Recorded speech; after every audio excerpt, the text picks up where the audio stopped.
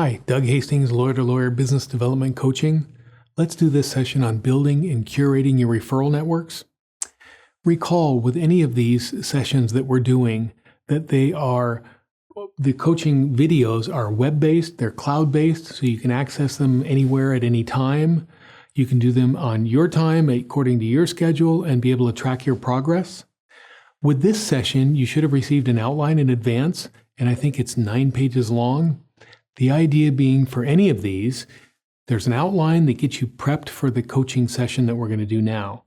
And then this one comes afterwards. You'll receive 15 pages of really integrated takeaways that takes all of this information and organizes it for you again, but also gives you action steps. We're going to talk as we go through this on what the action steps would be for your referral networks.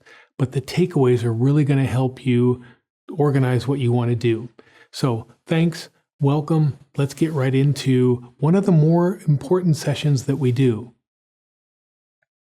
This is what our agenda looks like.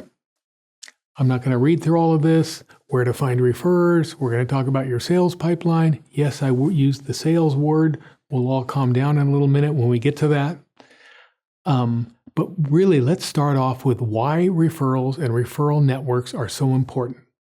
This section is really jam-packed with a lot of information. So if you need to pause at any point, you're welcome to do that. Here we go.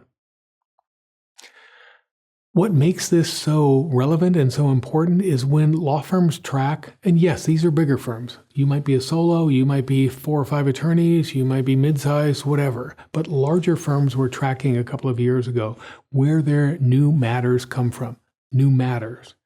60% come from existing clients. 25% came from people they already know, and 15% were brand new matters from brand new clients. So when we're talking about your referral networks, knowing where matters are coming from really is, I think, relates to where your referral networks, where you should develop and devote your time for referral networks. We do a session on the business plan for lawyers, and in there, it's 9 pages long. It's 6 components. And one of the components is exactly this. What are clients, picking 3 clients that you want to develop for the coming year? And again, knowing where matters come from really helps you to be, to discern and be selective on when you're picking those when you're doing your business development plan. If you're a solo or different like a PI or a criminal defense firm, you might see that a lot more of your work is referral work. I've had attorneys tell me almost 100% of their new matters or their new clients come from referrals.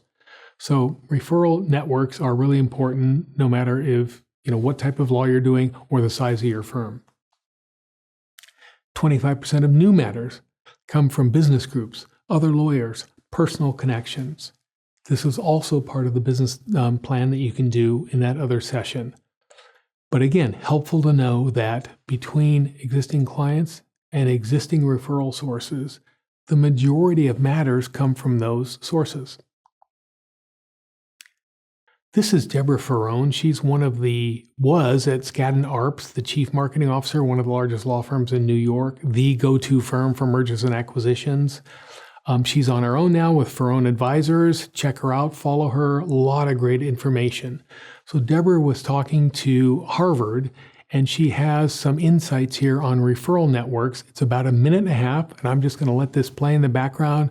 So here's Deborah talking to us about referral networks and what she does when she's working with law firms. Just so we can visualize how business actually is developed. So what does that look like? Is it, going to lunch with potential clients? And then at what point do people actually just ask for work? It's all different ways. Yeah. If there was one way, we'd all be bazillionaires. But I think, the best source of business is existing clients for 2 reasons. Mm-hmm. One, because they can give you more of their own business. And so they can have other legal matters down the road, or there might be other portions of the company where they give you business. And second of all, you want referrals. Referrals are also a very strong indicator of business. And so when I will look at a list of clients of a firm and ask where they came from, very often, I would say most often, they're referred businesses. So It can come in a lot of different ways. Very often it's a general counsel who leaves one company who's a client of the firm and goes to another company and then hires the firm again. So it can be several different ways. But I've also seen young associates, for instance, there was a wonderful guy I write about in the book, Bill Madison, who developed these great relationships with young investment bankers when he was an associate. And these investment bankers went on to lead companies, lead private equity funds, and do so many other things. So you can actually start that when you're quite young. And those contacts really do matter. Great. Thank you, Deborah. Let's unpack a little bit of what she said there.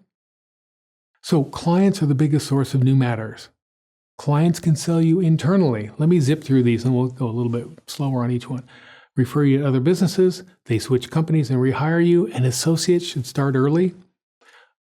This is a key point depending on, or no matter where you are, but maybe depending on where you are in your career arc. Are you a brand new associate? Are you year 1 or 2, 5 or 6, on the verge of making partner? You're a junior partner, or you've been doing this for some time. No matter where you're at, understanding these concepts and hearing from people like me and from Deborah hopefully really helps you to be more strategic and be more organized, and understanding how you can develop your business.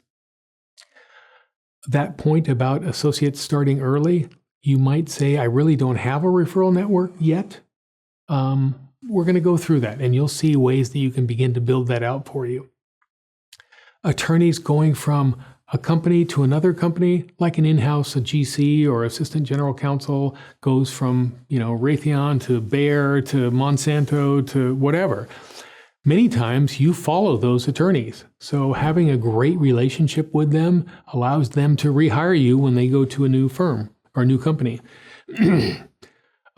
Them selling you internally, also a big deal. I've had this happen many times, where you're doing the tax work for a client and you know the in-house attorney there very well.